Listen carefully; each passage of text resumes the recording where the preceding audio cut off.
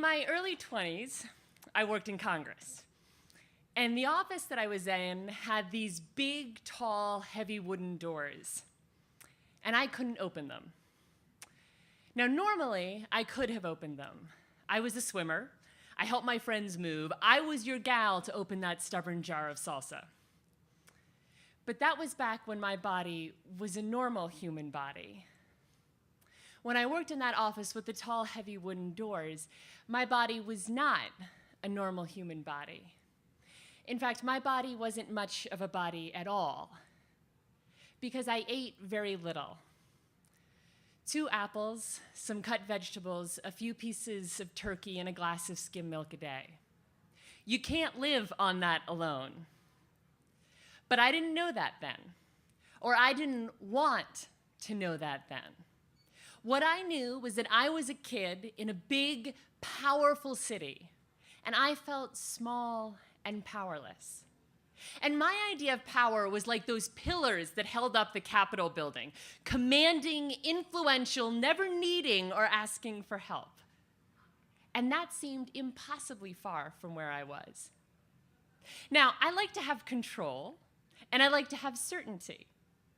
But what I was finding in that capital city is that when it comes to making our way in the world, most of what happens in life is out of our power. So in an effort to have power over something, I began to control the food that I put in my body. I didn't think it out. I didn't even realize what I was doing. I just had this dominant idea in my head that subtracting from what I ate added to my power. And so meal by meal, bite by bite, I ate less and less. And meal by meal, bite by bite, my body started to disappear on me. For the first time in my life, I had to wear belts to keep my pants from falling off me. My ankles swelled thick like flagpoles because my circulation was so bad. I stopped going out with my friends because I didn't have the energy or enthusiasm. Most nights and weekends I spent alone and idle. And I couldn't open those tall, heavy wooden doors. But for everything, I had an excuse. I'll have more energy when the spring comes, I told myself. This situation with my ankles, it's a phase. And I believed it. The thing with anorexia, though, is even if you can hide it from yourself, it's right there in plain sight for everyone else to see. On the subway, a fellow told me he'd seen better in refugee camps. A colleague put his hand on my back and pulled it away immediately because he could feel my heart beating. It was like my life was made up of all these dots that everybody else could connect, but I was unwilling and unable to see them. If I saw them, I'd have to give up my power over them, and then who would I be? My mother kept on coming to DC. Great travel deal, she said. And gently, she would mention how tired I seemed, how yellow my skin was. And fiercely, I would shut her down. Then came one Friday night in June. My mother had come to visit.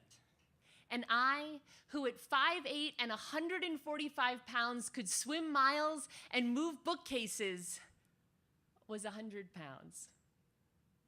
100 miserable, energyless, powerless, nearly lifeless pounds.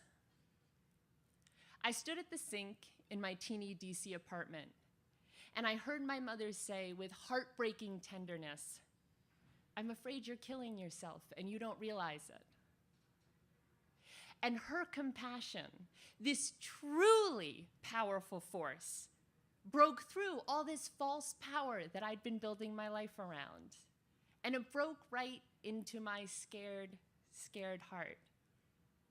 I turned to face my mother, and all 100 pounds of me was heavy with grief. For the pain, shame, fear, loneliness I'd held on to so tight, never realizing that one of the greatest powers we humans have is the power to ask for help. And then I did the opposite of what one of those commanding, influential pillars in the Capitol does.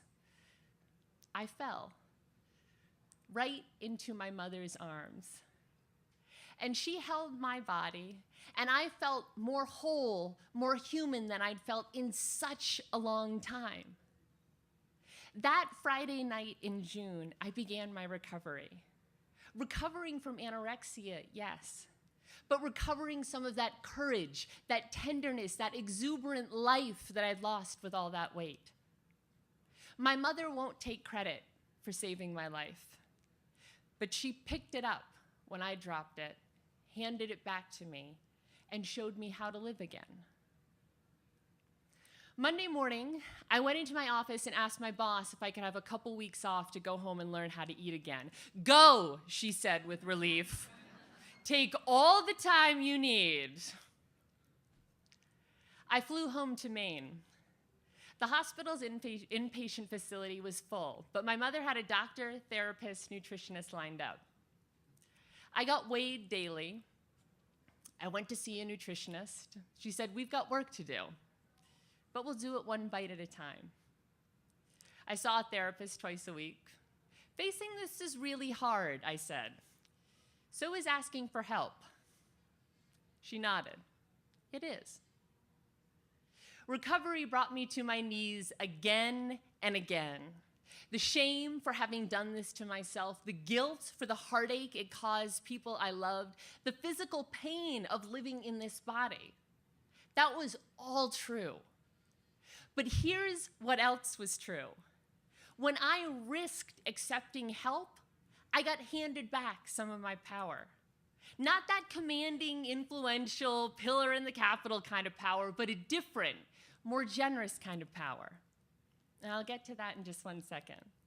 But I began to put on weight. Not pounds, but ounces and grams. Teeny increments. Increments so small you could wonder if they even made a difference. But I got healthy enough, ready enough, sturdy enough to go back to DC. I found a doctor there, made an appointment, and I went in to see her. She looked at my chart, she looked at me, and she said, "You're 25 years old. I thought anorexia was just for teenage girls." And I felt shameful and so lonely, these powerful feelings. But I felt something else that was even more powerful, which is the power of a truth that needs to be told. "No," I said to the doctor, feeling both sad and strong. "No. Anorexia is not just for teenage girls." And it was like all those teeny increments had added up. Not just a regained ounces and grams, but regained courage and worth. When I walked out of that doctor's office, I felt unsteady and unseen and so proud of myself. So this is power too, I thought. The power to have these feelings but not be owned by them, immobilized by them, or starved by them. I got myself another doctor. But that first doctor, she was one of my greatest teachers because she gave me a chance to see how much I had recovered of my health and my spirit. So here I am, years later. My body is much more of a normal human body. Many, many, many thanks to my mother. I'm still in recovery. I will be until my last breath.